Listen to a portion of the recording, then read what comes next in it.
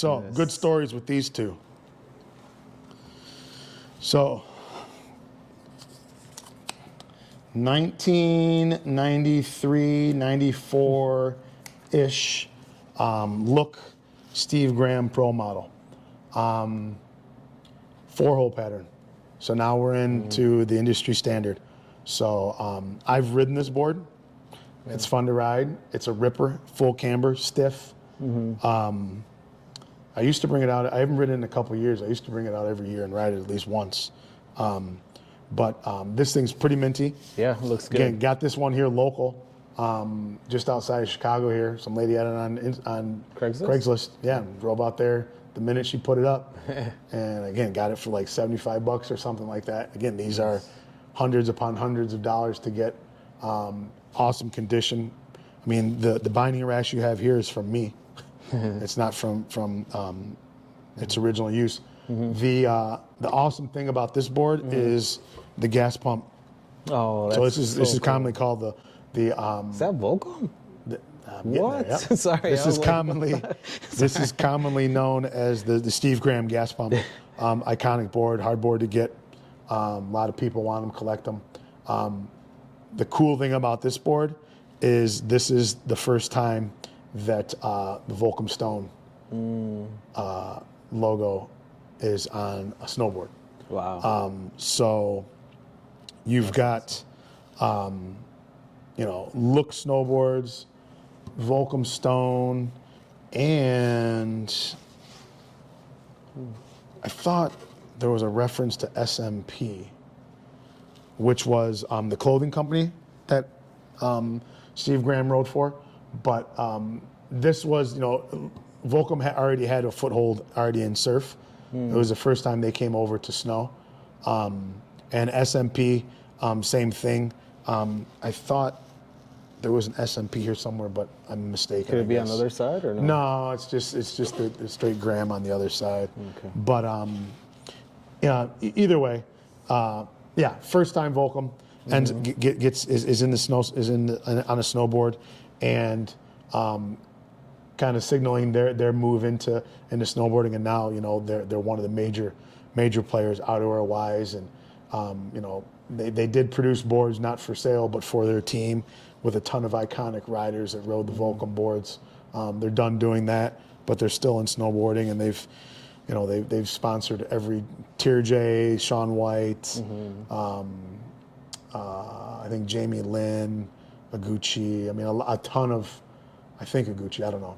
A ton of riders have ridden for Volcom, but this was the first time that you see the Volcom Stone on a snowboard. Yeah. And it's on Steve Graham's gas pump. Yeah, this board looks really clean, man. Yeah, so really awesome board. Wow. And Steve Graham, great stories with this next and last board. Like this one's 94, 95. Like my collection, as far as I stop at 95. I really don't go past 95. That was the year my snowboarding kind of stopped because then college and football took me a different way for a bit. So I strictly focus on 95 and earlier. And for those that enjoy snowboarding photos and mags, on Instagram, I do run an account, shred_free, and it's just not. I scan photos from old periodicals and mags, all from 1995 and older. Got a huge collection. There's over 1,500 photos I think I've scanned on there with all these iconic images and riders and boards, and a lot of these boards. And Steve Graham's on there a bunch with these different boards, but these 95 is kind of where I end it, and this was 93, 94. So like, honestly, I was making my way out of snowboarding at that point a little bit, so I don't remember this board as much. Same thing with this next board, but there's some great stories with these boards. So this board was awesome because it was a local find, super cheap, but super iconic board, super collectible, super clean. Can still ride it to this day. Yeah, it looks like it looks really good. And a real awesome board from a real awesome guy. Last but not least, let's see. Now this one's got an awesome story. Ooh, that's interesting. So this is a 94, 95 Reality Buttons Steve Graham snowboard. Now, Reality was Steve Graham's snowboard company that he had started, and he had made this board, and this graphic here is of this iconic, famous surfer that he had a ton of respect for. His name was Buttons. I would butcher his proper name, but real iconic surfer who unfortunately passed away in 2013, and this was kind of his tribute to Buttons before his passing. So this is 94, 95. Okay. So he was influenced by Buttons way back then.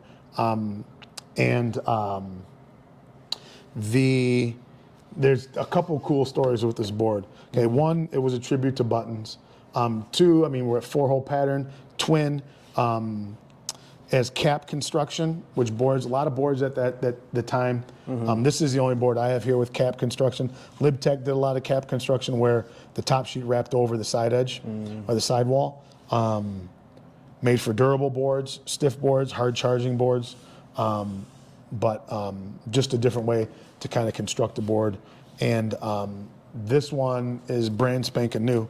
This one's never ridden, still got the warning. Yeah, when I saw you, when you pulled that up, I was still like, got the warning sticker on top. It's never been ridden. Edges are still sharp. Where did you find no this corrosion? Where'd you find this thing, man? So the cool story with this one is, as I was, when I was collecting seriously, back in 13, 14, when I would go home to Metro Detroit, I would stop at every Play It Again from Chicago to Detroit. I knew where they all were, in Battle Creek and Kalamazoo and Novi and Downriver, and I would stop every time I go. I'd stop and Christmas time, as all the snowboards were out, I'd stop and I go. And I went to a Play It Again in, I think it was Plymouth, Michigan, and for 3 winters in a row they had 3 of these up there for sale, 3 years in a row, but they wanted like $320 for them, and I was like. And then it got to that third year, and I talked to the owner, and I said, listen, it's like, I've been coming back to this store for 3 years, and these boards have been here every single year. Yeah. I said, I'll give you $150 for all 3 of them. Wow. Or there was 2 of them at that time. I was like, I'll give you $150 for both of them. Yeah. He was like, I want, I need, 225, 300, whatever. And I was like, they've been sitting here. I've come every single time I come home. They're sitting there. I was like, let me just take them off your hands. By then, I had known what I was looking at and knew it was something I wanted to get my hands on. So he sold them to me for $150. Brought them home. They were still in the plastic. All 3 of them? 2. I got 2 of them. Oh, damn. Still in the plastic. No. I got 3. I think I traded 1. I think I traded 1. But so I get it home, and I'm looking online, trying to find information. I can't find much information. Go on Instagram. I'm like, Steve Graham's on Instagram. Shoot him a message. He shoots me a message back. We go back and forth. I still got it on my phone. We go back and forth, and he tells me the whole history of this board. And this was made at the Thermal factory in California that made a number of boards at that time, but was scooped up by Ride snowboards at the time. And Ride at this point had gone from being a rider-started board company that blew up, and it was like Burton Ride, and they actually got Jeff Brush to leave the Burton team and come for Ride, and I think it was the first time a pro snowboarder signed a $1 million contract to snowboard, and they had all these iconic riders, all the Joyride riders, the Division 23 riders. A lot of those dudes were on Ride, super iconic guys. Okay, Del Rayberg, Rowan Rogers, Russell Winfield, dudes that were this new school, gibbers, freestyle, and those dudes were all on Ride. Well, Ride blew up for like those 2 years, and then Ride went public. Yeah, I remember hearing, I heard about that. And they all became instant. Jason Ford, they all became millionaires like that. Yeah. And it did what most companies do when they become a catalog. It got passed around and sold and passed around. And then they just started doing what those big companies do, swallowing up the competitors. So Ride ended up buying the Thermal factory, and Steve was in the middle of the production of this run of boards, and they just cut everything. like locked the doors. He couldn't go in there, couldn't get anything, nothing. So I asked him if he had this board, and he said he has one, but it's thrashed. He goes, it's thrashed. And I said, well, I got a couple of them. Give me your address. I'll send you one. What? And he's like, you kidding me? I'm like, no, dude, it's yours. You deserve it. Yeah. So Damn. I sent him this board, and he wanted to give Buttons one. You know, his you know, I mean, Buttons died 10 years after this board was, or no, 20 years after this board was made, but he was never able to give him one because he doesn't even know how many of these were made, and he thinks it's less than 100. What? But he doesn't even know how many were made because he was locked out and couldn't grab, you know, anything. Yeah, so he had one, but it was thrashed. He was never able to give Buttons one. Buttons passes away in 2014. He has a thrashed one. So I get his address and I send him one. He lives in Kauai, Hawaii right now. Oh, okay. That's where he lives. So I send him one to Hawaii. And it was ironic because at that time, dudes were trying to send boards to Europe, and it'd be like $250 to ship a board to Europe. But I could send one halfway around the world to Hawaii for $39. So shipped him the board to Hawaii. He took a whole video of him unwrapping it, viewing it the first time, super appreciative, awesome, you know, super stoked, couldn't believe it, completely minty. Like, he didn't even know these stickers were on these boards. Wow. Like, he doesn't even know, you know, how this board got out there, you know, if Ride put them out, you know, grabbed all the boards that were made and just liquidated them, or what, had no idea. And, you know, we struck up a, you know, internet kind of friendship, and we message here and there, and you know, I'll put a post up, he'll say something here or there. But, you know, Steve Graham was one of the this kind of second generation forefathers of snowboarding. You know, you had your original guys, Jake Burton, Tom Sims, Dimitri, you know, these pioneers, Bob Klein, Coogan brothers, things like that. And then you had the guys who really started becoming the face of snowboarding. Damien Sanders, Steve Graham, Dana Nicholson, Brett Peterson, I think his name was. Dudes, they weren't freestyle guys. They were all filmers, big mountain stuff, backcountry stuff. He was one of those dudes, and he's got an iconic line in the movie Critical Condition where he's ripping around up in Montana through these trees, deep powder, and he ends up hitting a tree and breaking his leg. And he just so nonchalantly, and at the time I didn't know these guys were like a year or two older than me. I thought they were like 25, 30-year-old dudes, and they were like 18 years old. Damn. And he's like, yeah, you know, we was ripping big GS turns, side to side, awesome snow. And I zigged when I zagged, and I just kind of clocked it. And he's sitting there with this giant brace on his broken leg, but it was just nonchalant, like, I just broke my leg, you know, I was ripping around, this or that. And from that moment, you know, I was drawn to him and his riding, and he's done some awesome things in snowboarding and this and that. But yeah, so I struck up a friendship with him, and I told him if he sees us too, you know, the next time I go to Kauai, we're hanging out. Nice. But really cool story with this board as far as, you know, the number of years I sat there and watched it, you know, in that shop, to then me, you know, convincing the guy to sell it to me, to then being able to get one in the hands of the guy who created it, which he never thought he'd see that board again. Wow. And now he's got a brand new one that he could rip and ride if he wanted. But yeah, awesome board, cap construction, standard 4x4, which we still use today.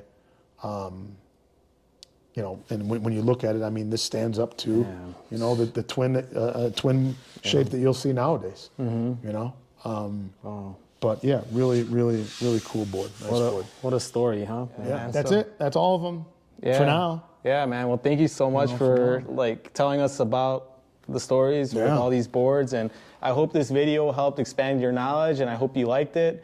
And man, thank you so much, Ricardo. I appreciate it, man.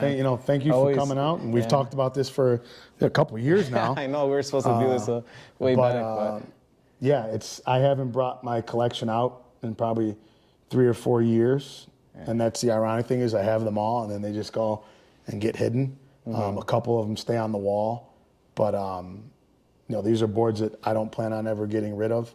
I don't collect much anymore, but they're you know, it's when we've spent hours and hours on lift chairs talking about this and that, and then, you know, there's a difference between, you know, people who snowboard and snowboarders. Yeah. And, you know, snowboarders, you know, need to know, you know, need to see this preserved history.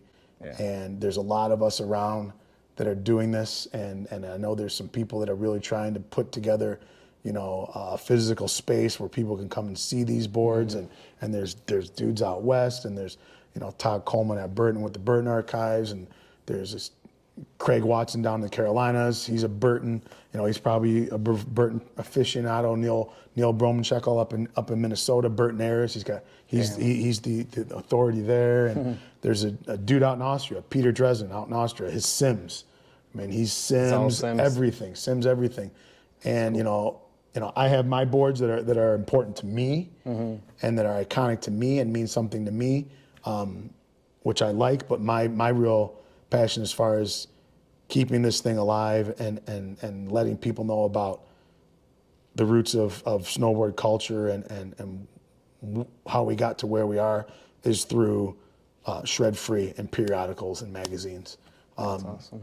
You know, that was the avenue. That was before the internet. That's all we had. And that's, you know, you waited once a year for videos to come out, you know, and if you saw a clip on ESPN or something like that, you know, that was icing on the cake. But it was like once a year videos came out, and you waited every month for that magazine to come in.